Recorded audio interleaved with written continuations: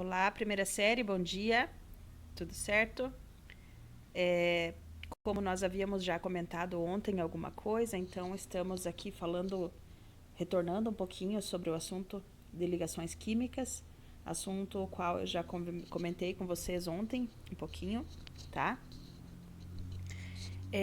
Nesta introdução, então, vamos falando aqui sobre essa variedade de substâncias, né, que existem aí no planeta, tá? Sendo que temos tão poucos elementos químicos é, conhecidos até hoje, né? 118 elementos químicos na tabela periódica, tá?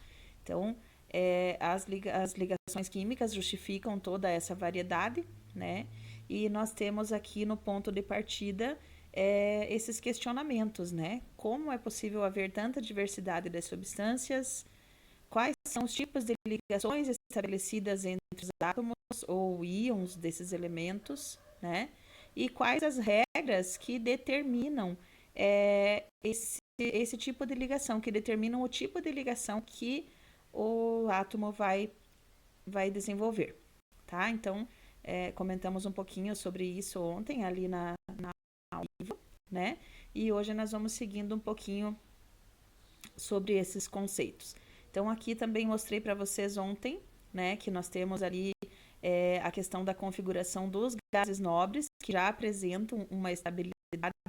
Então, essa estabilidade é aquela que os átomos procuram, né? Comumente, todos os átomos tendem a adquirir essa configuração de gás nobre e se tornar estáveis. Então, quando eles fazem as ligações químicas, eles compartilham elétrons ou doam ou recebem elétrons e eles passam a ter a configuração de um desses gases aqui, tá? Então, os gases nobres são os únicos elementos que já são estáveis, que não necessitam de fazer ligações químicas para poder chegar à estabilidade, ok? Então, isso está aqui no que nós já havíamos visto um pouquinho ontem, né? Na aula ao vivo também, tá? Na sequência, né, já começa então a falar um pouquinho sobre cada tipo de ligação, tá? Mostra então aqui que nós vimos também ali, mostrei para vocês a questão da configuração dos elétrons de valência, né? Então, dos elementos representativos, você tem aqui na 1A e na 2A todos os átomos com 1 e 2 elétrons, respectivamente, na camada de valência, né? E da 13 até a 18 também segue esse esquema. A 13, ela antes disso, ela era chamada de 3A. Aqui ainda está as duas representações. Algumas tabelas trazem só o 13 ou só o 3A. As mais antigas era só assim, 3A, 4A, e aqui era 3B, 4B, tá? Então, os elementos do meio, que são aqueles de transição, né? Eles não seguem essa mesma regra que os representativos seguem. Então, nós temos ali da 13 com 3 na última camada, a 14 com 4, a 15 com 5, a 16 com 6, a 17 com 7 elétrons na última camada e a 18 que tem a última camada completa com 8 elétrons, com exceção ali do hélio, que só tem 2, como havia já colocado para vocês na aula ao vivo de ontem, né? Na sequência aqui, então, começa a se falar sobre a ligação iônica, tá? Então, está citando, por exemplo, a formação do cloreto de sódio, tá? Onde ocorre uma violenta reação química, né? Com liberação de energia, quando o sódio entra em contato com moléculas do gás cloro, tá? Então, o gás cloro já formado, Cl2, né? Quando entra em contato com o sódio metálico, né?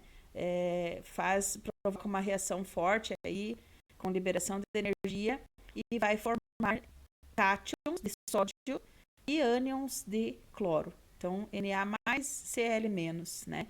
Esses íons vão permanecer juntos pela força de atração entre o positivo e o negativo. negativo, tá? Então, quando ocorre aqui, né, a formação do cloreto de sódio aqui, ó, entre esses dois átomos, né, o sódio e o cloro, eles vão permanecer unidos pelo que se chama de ligação iônica, ok?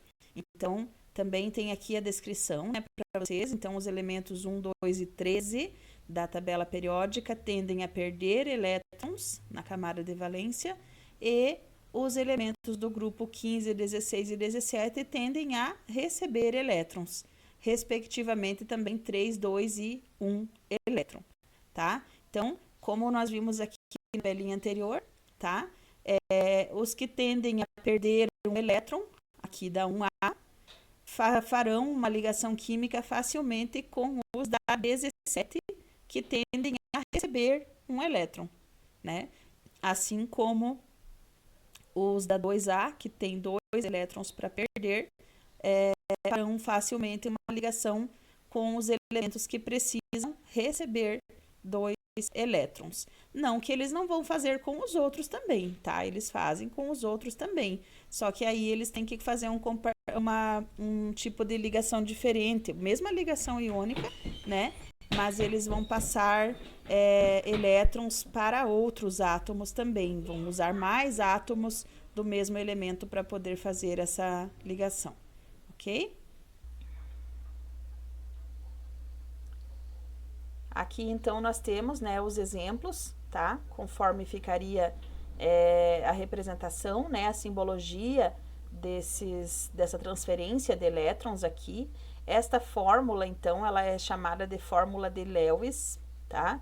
Que foi o cientista que aqui simbolizou, representou, né, essa transferência aí entre os elétrons de um átomo para o outro, tá?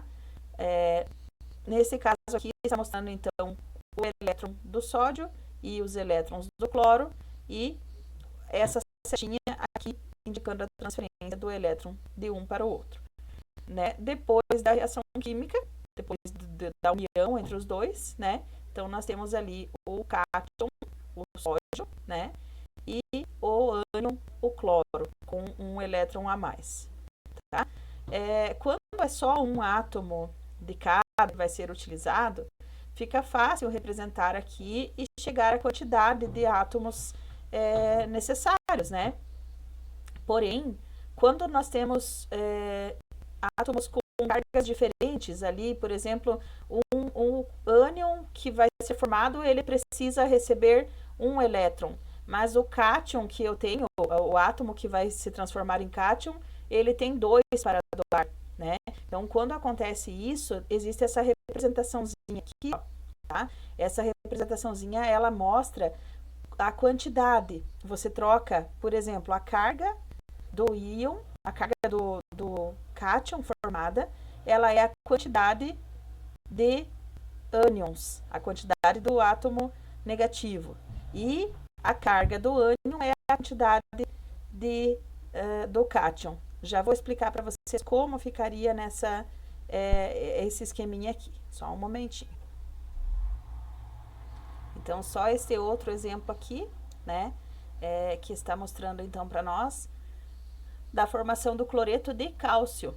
Esse é um dos exemplos que eu falei para vocês, no caso onde o cloro tem que receber somente um elétron e o cálcio tem 2 para doar.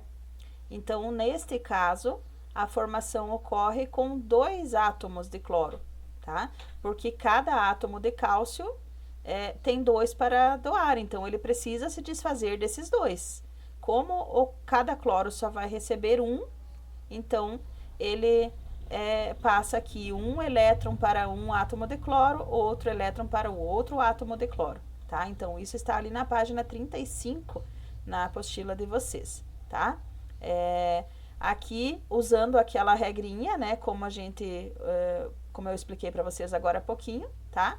Você observaria para saber a quantidade, no caso de cloros e quantidade de cálcio que iria na fórmula molecular, tá? Nós faríamos a troca. Então, ó, a carga do cálcio é 2+, porque ele perde 2 elétrons. Então, esta carga você joga para cá, ó, ela indica a quantidade de átomos de cloro que vão estar presentes na fórmula, né? E a carga do cloro aqui, que é -1, porque ele recebe um elétron, então vai ser a quantidade de átomos de cálcio. Por isso, a fórmula mínima que pode ser representada aí para o cloreto de cálcio é esta aqui embaixo, ó, CaCl2, ok?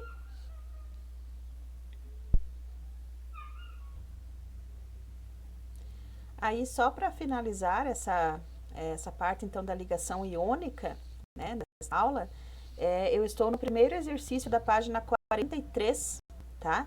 Onde pede aqui para que nós resolver, né, para nós indicarmos aqui o qual seria o íon negativo que poderia se ligar a um determinado cátion. Então, tem aqui os cátions, né, Na+, Ca2+, Mg2+, e aí pede para nós indicarmos aí com o cloro, né, com o átomo de cloro, como ficaria a representação da ligação química entre esses compostos, tá?